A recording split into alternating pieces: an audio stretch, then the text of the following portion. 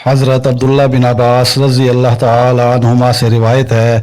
رسول اللہ صلی اللہ علیہ وآلہ وسلم نے فرمایا، تمہارے بہترین کپڑے سفید ہیں، لہٰذا اپنے مردوں کو ان میں کفن دیا کرو اور خود بھی پہنو۔ حضرت عتبہ بن عبد سلمی رضی اللہ تعالی عنہ سے روایت ہے، انہوں نے کہا، میں نے رسول اللہ صلی اللہ علیہ وآلہ وسلم سے سنا،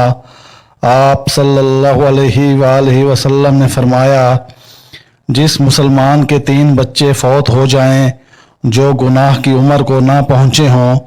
وہ جنت کے 8 دروازوں پر اس کا استقبال کریں گے، جس دروازے سے چاہے جنت میں داخل ہو جائے۔ حضرت ابو ہریرہ رضی اللہ تعالی عنہ سے روایت ہے، انہوں نے فرمایا، نبی صلی اللہ علیہ وآلہ وسلم کے پاس سے ایک جنازہ گزرا، اس کی اچھی عادتوں کی وجہ سے اس کی تعریف کی گئی، تو آپ صلی اللہ علیہ وآلہ وسلم نے فرمایا، واجب ہو گئی۔ پھر لوگ ایک اور جنازہ لے کر گزرے تو اس کی بری عادتوں کی وجہ سے اس کے بارے میں بری رائے ظاہر کی گئی، تو آپ صلی اللہ علیہ وآلہ وسلم نے فرمایا، واجب ہو گئی، تم لوگ زمین میں اللہ کے گواہ ہو۔ حضرت علی رضی اللہ تعالی عنہ سے روایت ہے،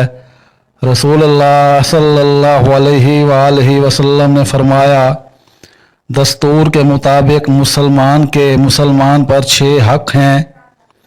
جب اس سے ملے تو سلام کہے، جب وہ اسے دعوت دے تو اس کی دعوت قبول کرے، جب اسے چھینک آئے تو اسے دعا دے،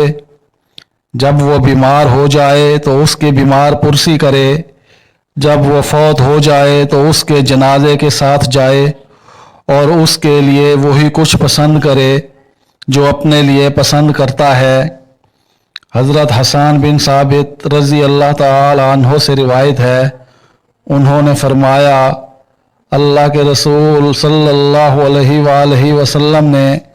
قبروں کی بکثرت زیارت کرنے والی عورتوں پر